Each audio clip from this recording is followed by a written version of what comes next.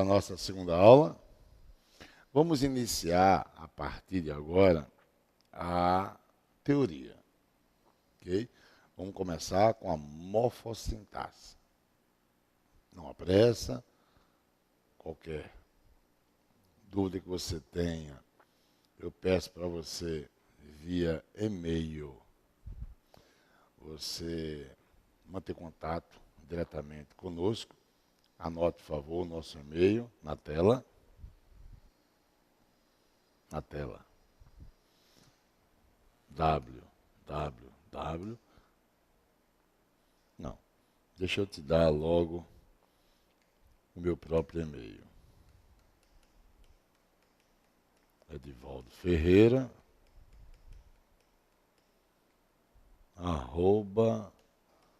@globo.com. Ok?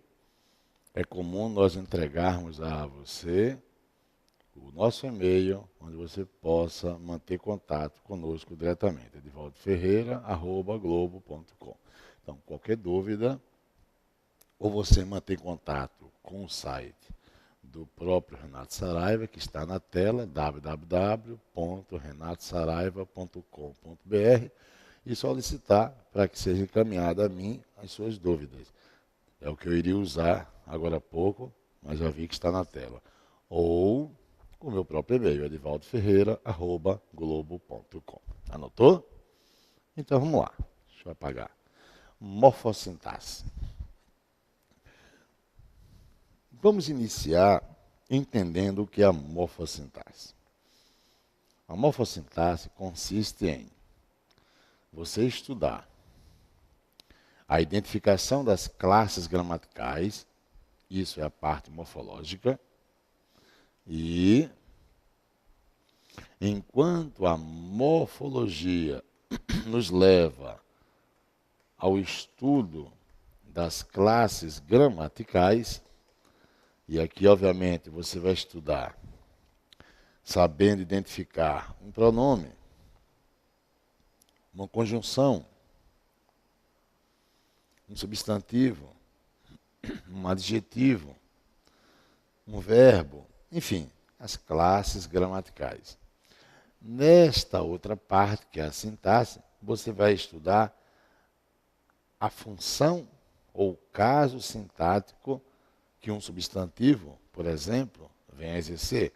Um substantivo pode ser o núcleo do sujeito, pode ser o núcleo do objeto direto, pode ser o núcleo de um complemento nominal. Um substantivo pode ser o núcleo de um agente da passiva. Um adjetivo pode ser um adjunto adnominal. Um adjetivo pode ser um predicativo. Entendeu, meu patrão? E você, amiga online? Então, a sintaxe vai estudar a função das classes gramaticais. Tá? A função das classes gramaticais. Enquanto a morfologia vai nos ajudar a identificar um que como um pronome relativo, um que como uma conjunção subordinada integrante, enfim, identificar as classes gramaticais. Ora, para dar início a esse estudo, que é fundir a parte morfológica com a parte sintática, que é o que eu vejo nas provas públicas, vamos iniciar da maneira mais coerente, estudando a palavra verbal. A primeira classe gramatical é o verbo. E o que é que eu procuro em um verbo? Eu procuro observar se o verbo pede complemento ou não pede complemento. Ok? E aí você tem verbo transitivo. Quando é que um verbo é transitivo? O termo transitivo nos leva à ideia de caminhar. Daí, em língua portuguesa, tem a palavra trânsito. Então, o verbo transitivo é aquele que caminha, vai buscar complemento. E existem dois complementos verbais. O objeto direto, que é o que estou pintando de amarelo para você. Ora, para que ele exista, o verbo tem que trazer uma transitividade direta. Então, o verbo transitivo direto é aquele que vai buscar complemento verbal, sem o quê? Via regra geral, sem preposição. E aí vem o objeto direto. O verbo, para ser transitivo indireto, ele também, claro, vai buscar complemento, que é o objeto indireto. Só que entre o verbo e o complemento irá existir uma preposição. Tá? E para o verbo ser transitivo direto e indireto, ou seja, é o que antigamente se dizia como verbo bitransitivo, você vai ter os dois complementos. Vai ter o objeto direto e vai ter o objeto indireto. Ok? Então, até agora, o que é que você tem? Você tem verbos pedindo uma transitividade o quê? Direta. E isso irá materializar o objeto que direto na oração. Um verbo trazendo uma transitividade indireta. E aí, claro, você vai ter o objeto que indireto. E o verbo que vai pedir os dois complementos ao mesmo tempo. Objeto direto e objeto indireto. Tá claro? Que bom. Vamos continuar.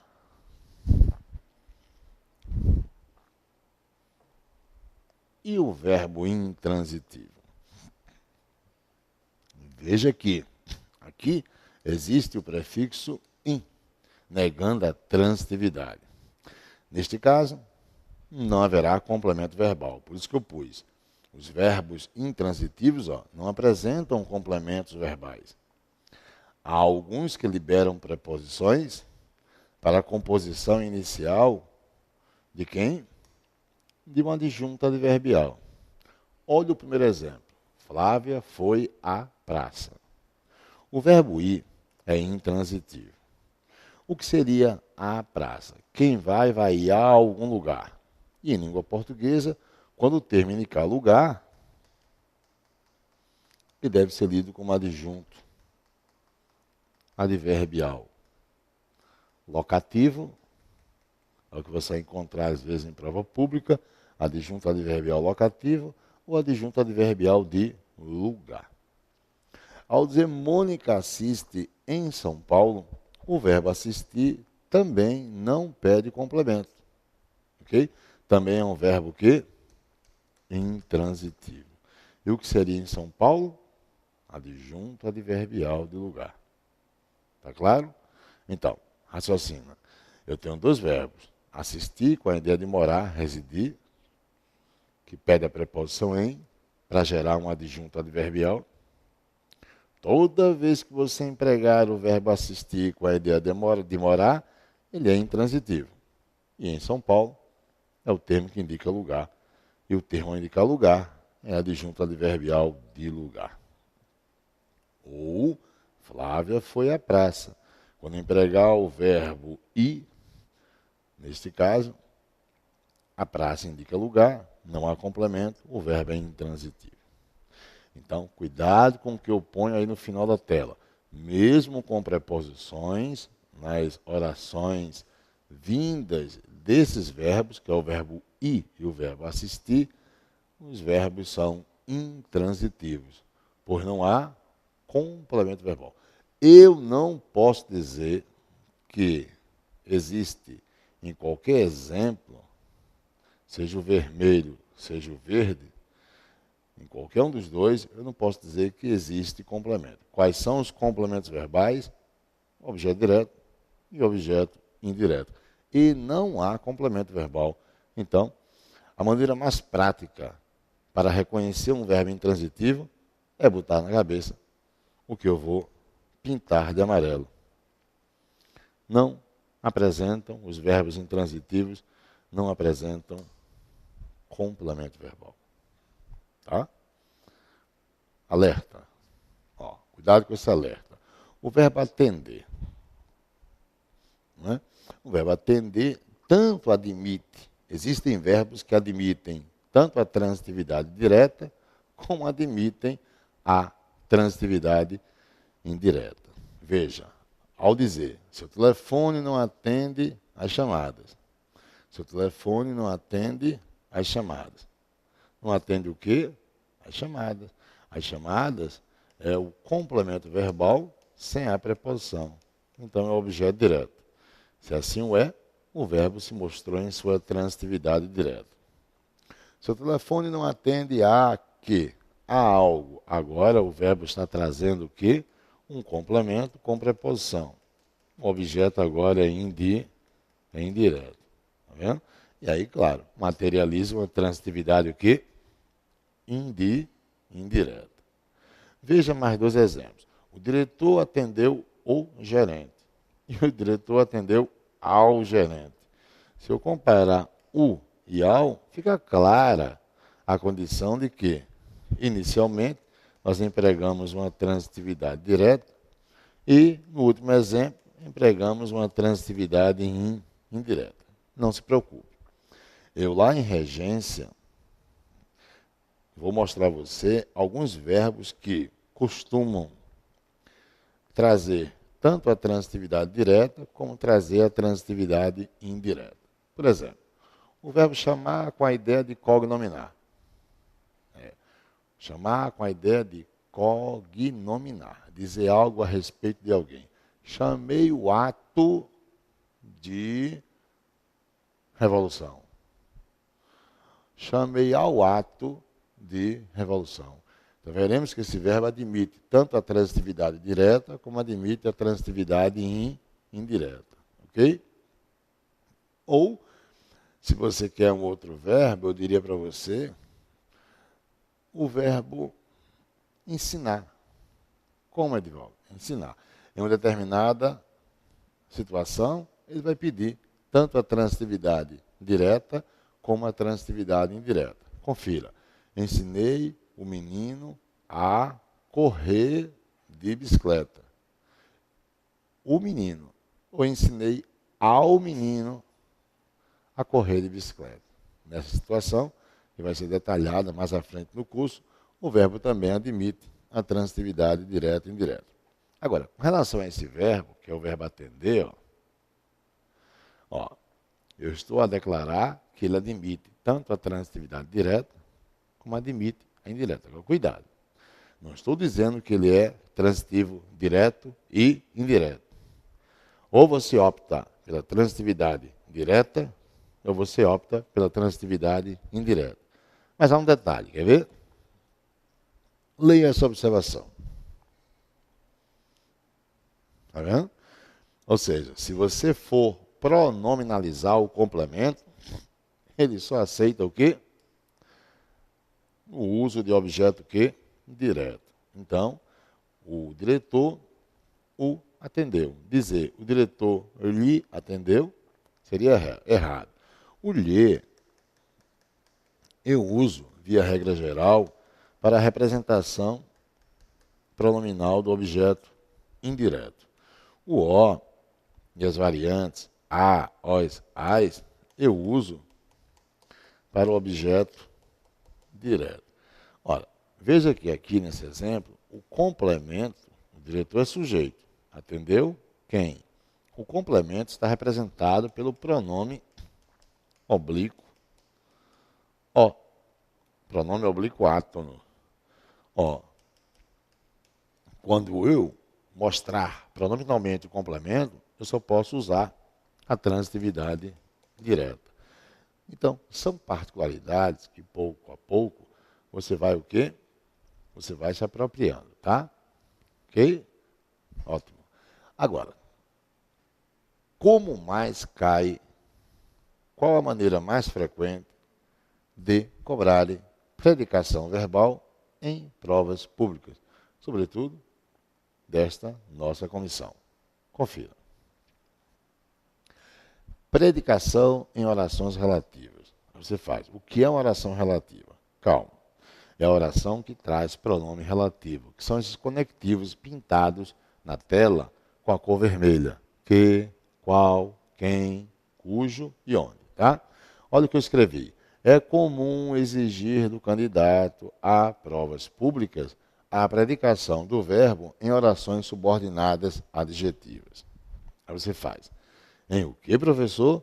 Sim, em orações subordinadas adjetivas. Bem, as orações subordinadas adjetivas são as orações que trazem esses pronomes relativos. Também são conhecidas como orações relativas, justamente por sempre trazerem pronome relativo. Tá? Por isso que eu escrevo. Estas ocorrem em orações que trazem pronome relativo. são comuns pronomes relativos. Que, qual, quem, cujo, onde.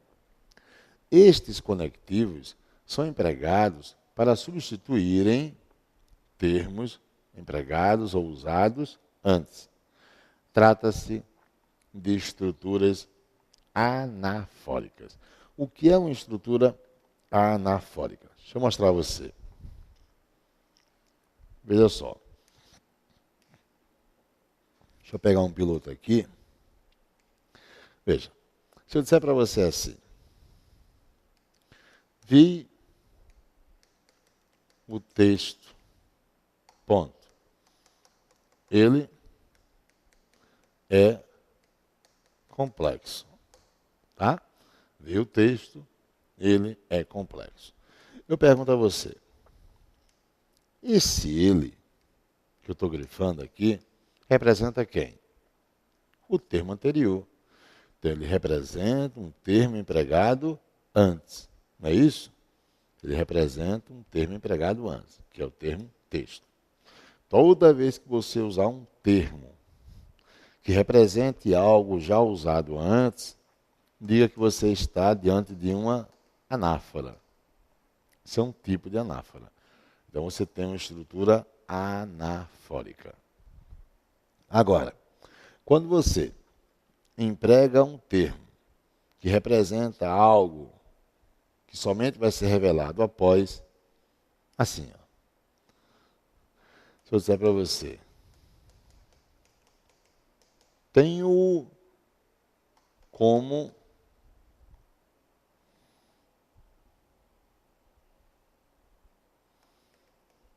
autor precedente.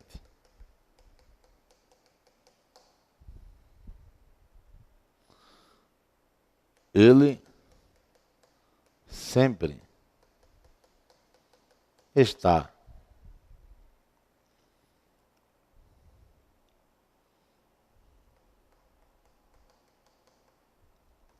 próximo de mim.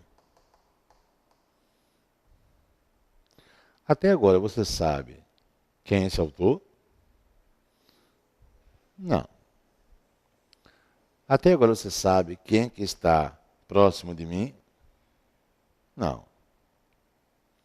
Se eu revelar, ó, Machado de Assis é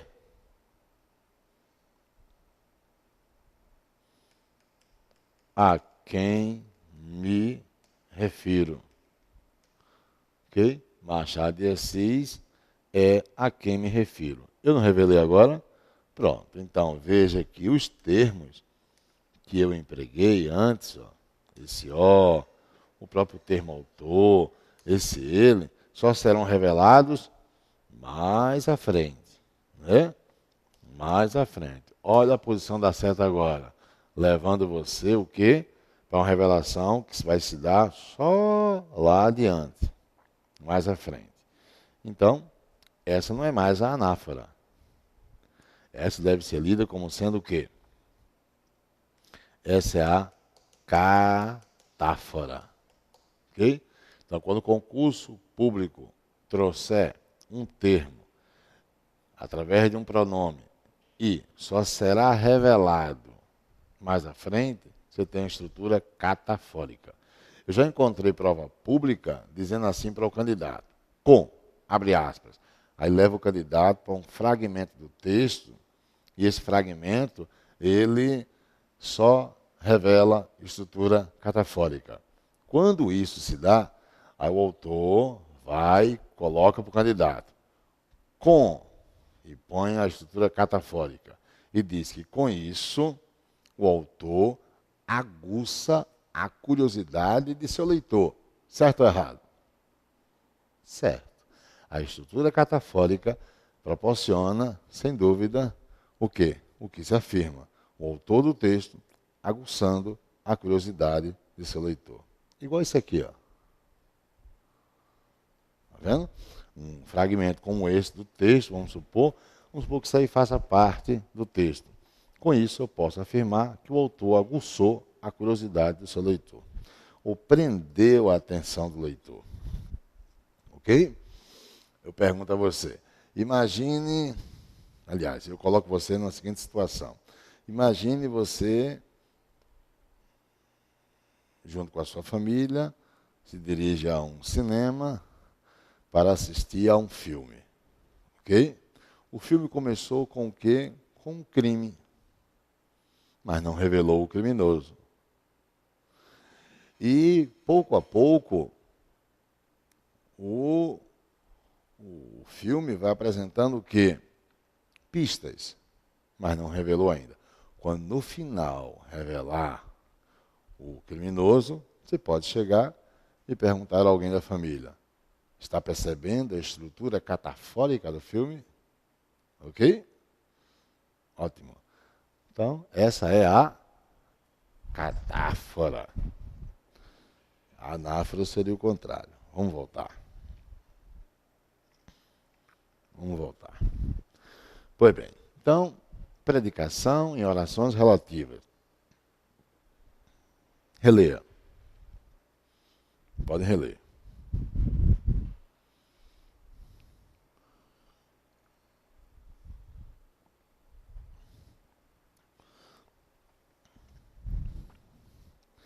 Ok? Então, encontrar orações que tenham pronome relativo, você tem uma estrutura catafórica ou anafórica. Ao final da tela, anafórica.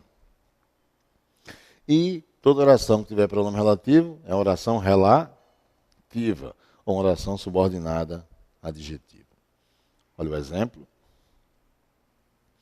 Você diria os relatórios que os fiscais se referiram desapareceram? Ou os relatórios a que os fiscais se referiram desapareceram? Bem, pelo que eu estou escrevendo, ó, vamos lá. Primeira oração, os relatórios desapareceram. Ok, meu patrão? Os relatórios desapareceram. Qual é a segunda oração? Os fiscais,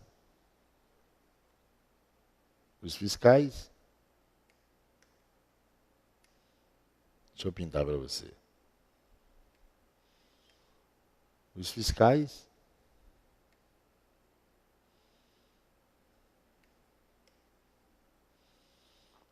se referiram, deixa eu buscar um piloto aqui.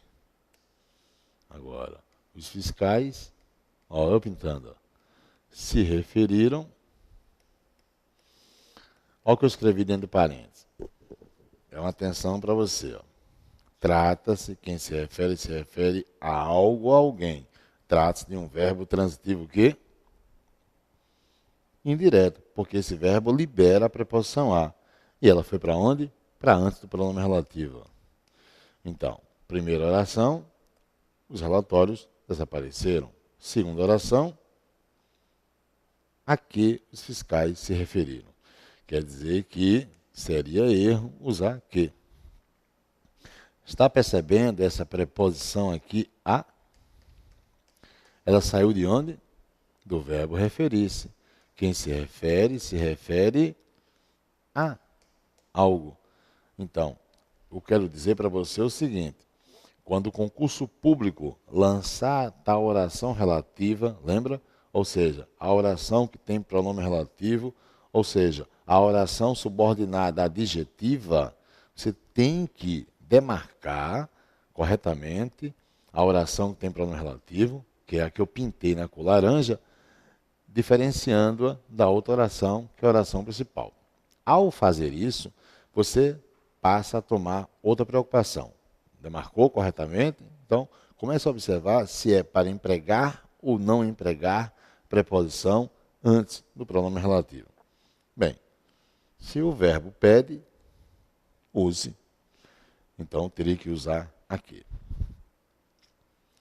Olha esse outro exemplo. As declarações as quais ou das quais o sócio César discorda comprometem seu pai. Qual é a primeira oração? A primeira oração será as declarações. Onde tiver pronome relativo, pule, que é sempre o começo de uma outra oração. Comprometerem, okay? As declarações comprometem seu pai. Qual é a segunda oração? A segunda oração é a que tem um verbo discordar. O sócio César discorda. Quem discorda, discorda de alguém. E aí eu escrevi. O verbo é transitivo indireto, libera a preposição de. Esse de vai ter que estar antes do pronome relativo qual. Então será das quais o que está em vermelho é o correto. Professor, eu poderia usar o pronome relativo que? Claro. Se você empregar o pronome relativo que, você diria as declarações de que o sócio César discorda comprometem seu pai. Assim, ó, fique com a seguinte ideia. Empregou oração relativa, ou seja, empregou oração que tenha pronome relativo, pare. Demarque a oração que tenha um pronome relativo. Demarcou? E fique atento a uma coisa. Devo empregar ou não empregar preposição antes do pronome relativo? É só olhar o quê? A predicação, ou seja, a regência que está na oração subordinada adjetiva. Ok?